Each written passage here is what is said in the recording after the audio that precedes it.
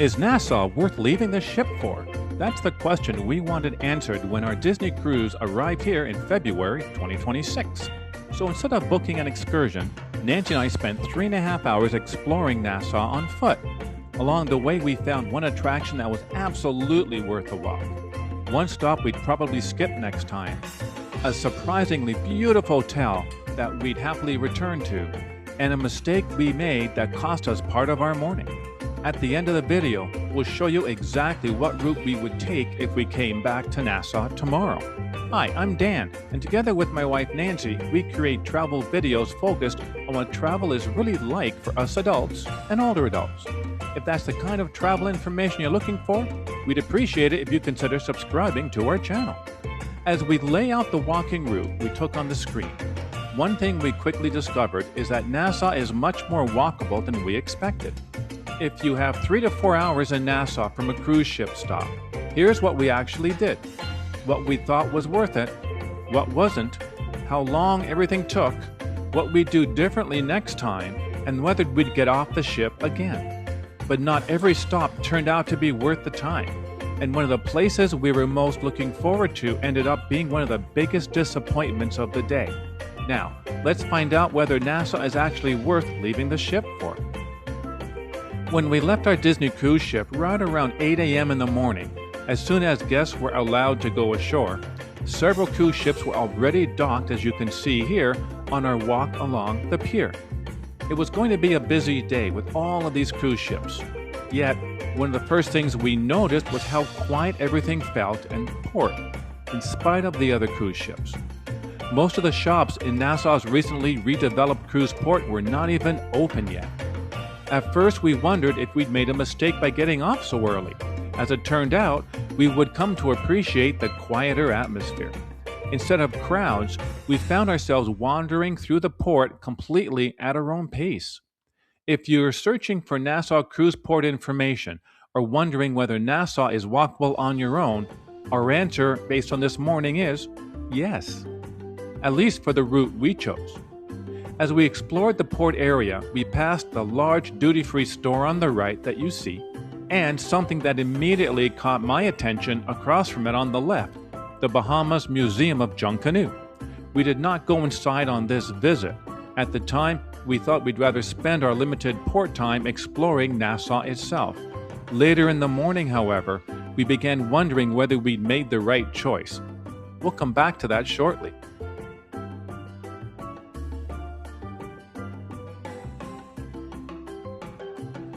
About 40 minutes after leaving the ship, which included a leisurely stroll through the port area,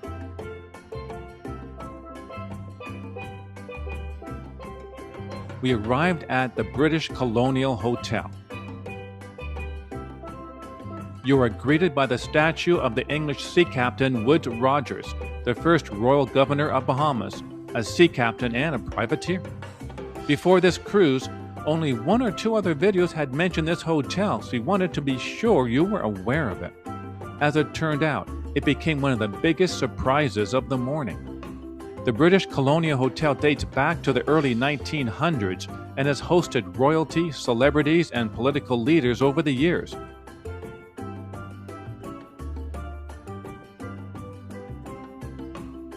After a devastating fire, the hotel was beautifully rebuilt back in 1924.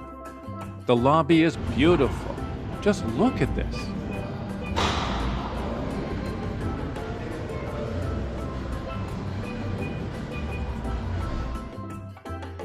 The atmosphere is calm, and the entire property feels a world away from the busy cruise port, only a short walk away.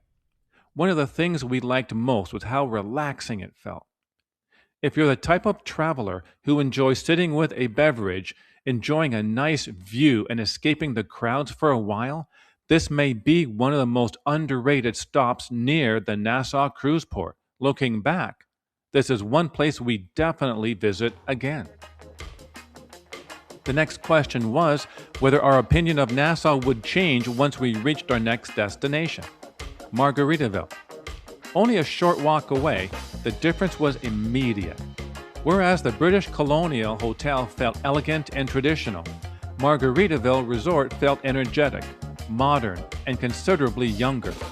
Nancy had one specific goal: finding the giant flip-flop that Margaritaville resorts are known for displaying in their lobbies. Fortunately, mission accomplished. This Margaritaville had the giant flip-flop that was dark blue, as you can see. The resort also features a small water park-like pool area, beach access, and a very different atmosphere than that we had just experienced.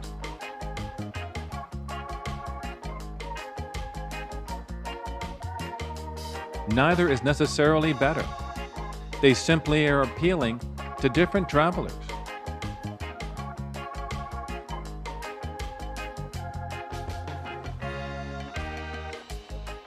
Just beyond Margaritaville Resort sits Junkanoo Beach. This is probably one of the most convenient beaches for cruise passengers because it is within walking distance of the port. The question for us was simple: was it worth the stop? Our answer? Maybe.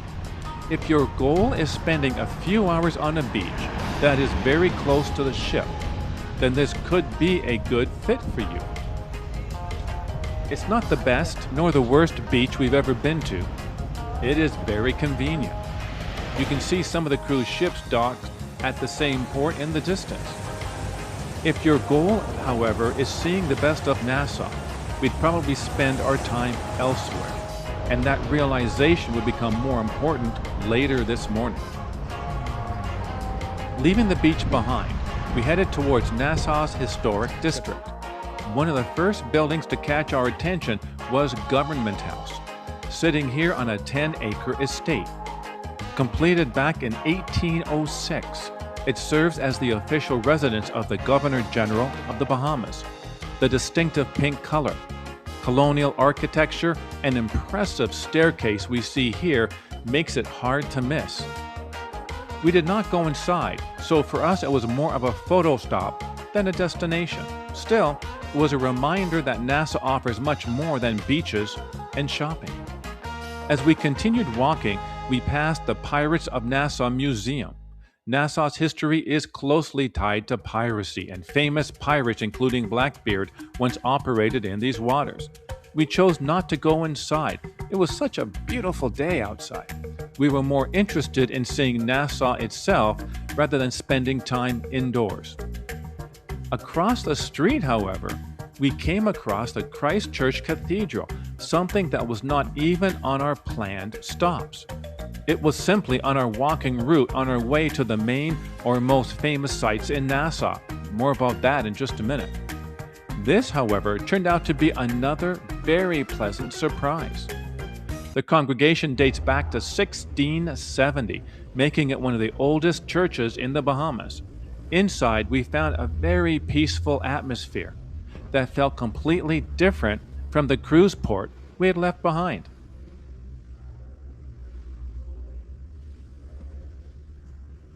For those who appreciate historic churches and architecture, this stop was definitely worth a few minutes.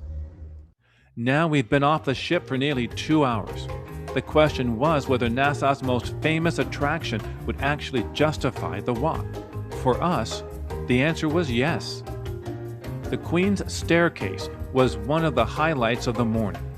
Built between 1793 and 1794, the staircase was carved from solid limestone by approximately 600 enslaved people. Originally known as the 66 Steps, it was later renamed in honor of Queen Victoria. The scale of the limestone walls, the history, and the setting make this unlike anything we regularly see at home.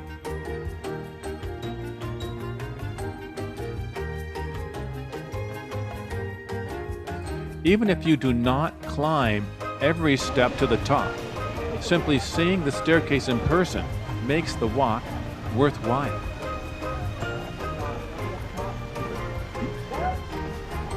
If you're looking for things to do in Nassau on your own, this is one attraction we would absolutely recommend. And if you are enjoying this walking tour of Nassau Bahamas and enjoy videos like this, please consider subscribing to our travel channel for us adults.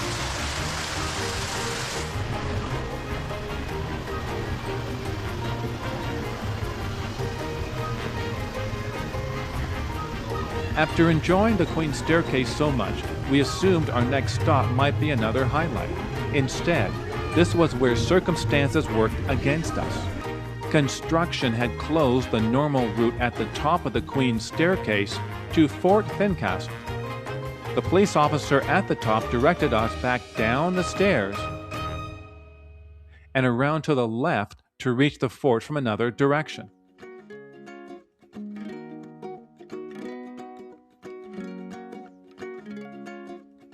By the time we arrived, construction activity had significantly limited what we could see. As a result, Fort Fincastle ended up being one of the more disappointing stops of the morning. That does not mean necessarily the fort itself isn't worth visiting, only that in our particular experience, it was heavily affected by the construction. After leaving Fort Fincastle, we made our way to the pink exterior collection of various government buildings, including Parliament Square, which was laid out in 1868 to ease traffic congestion near the port. This was another stop we were glad we did not skip. We walked past the Supreme Court building, as well as the Nassau Public Library, a building that once served as a prison before being converted to a library. We then arrived at Parliament Square itself. The bright pink colonial buildings surrounding the square are among Nassau's most recognizable landmarks. The pink buildings include the House of Assembly and the Senate building. At the center stands a statue of Queen Victoria. Even if you only spend a few minutes here, it's one of the most photogenic spots in downtown Nassau. For anyone interested in history, architecture, or photography, Parliament Square is worth seeing. This is where we made our biggest mistake of the morning: timing. By the time we arrived at the straw market in late morning, the market was packed with numerous guests from all of the cruise ships in port that day, as mentioned previously.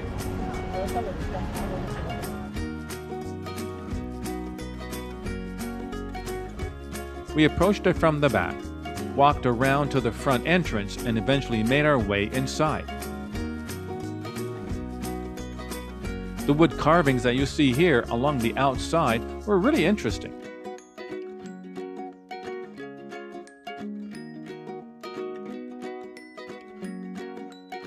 Inside, however, the crowds made it very difficult to browse comfortably.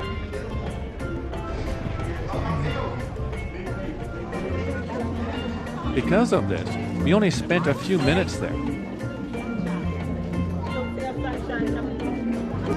Would we visit the straw market again? Probably, but we'd do it much earlier. We'll show that in our illustrated revised walking route later in this video. It was now around 11 o'clock as we began to head back towards the cruise port. This raised one final question. Had we left enough time? Fortunately, yes. Nancy and I were able to browse through any of the stores we wished, with all of them now being open.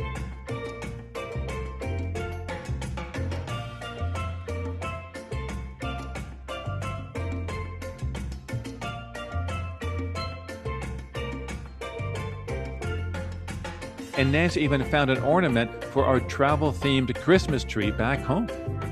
We did encounter a bottleneck where passengers were returning from the morning's half-day excursions were funneled all the same time through security before accessing the pier. The line looked worse than it actually was. Our wait ended up being only around 10 minutes. Still, it's something to keep in mind if multiple cruise ships are in port, as they were this day. Remember the Museum of Junkanoo we passed near the cruise port at the start of the morning? Looking back, we think we may have made the wrong choice. If we returned tomorrow, we probably would substitute the Museum of Junkanoo for our stop at Junkanoo Beach. Having enjoyed the Junkanoo music, the dancing, and the costumes at Disney's Lookout Cay, we'd be curious to learn more about one of the Bahamas' most important cultural traditions. We'd also visit the straw market earlier before the crowds arrived. And we'd probably finish the morning with a drink at the British Colonial Hotel. Overall, we're glad we got off the ship. Nassau offered more variety than we expected. We enjoyed very much the British Colonial Hotel, the Church Cathedral, Parliament Square, and especially Queen's Staircase. We felt comfortable walking around the city and were pleasantly surprised that vendors were less persistent or aggressive than we had encountered at other ports. Whether you're looking for a quiet morning, a beach day, shopping, history, architecture, or simply a chance to explore Nassau on your own, we think there's enough here to justify leaving the ship. And yes, we do it again. If you enjoyed this video, please consider giving it a like and subscribing to our channel. And before you go, we've linked 2 more travel videos for us adults and older adults on the end screen that we think you'll enjoy. Thanks so much for watching. We'll see you next time.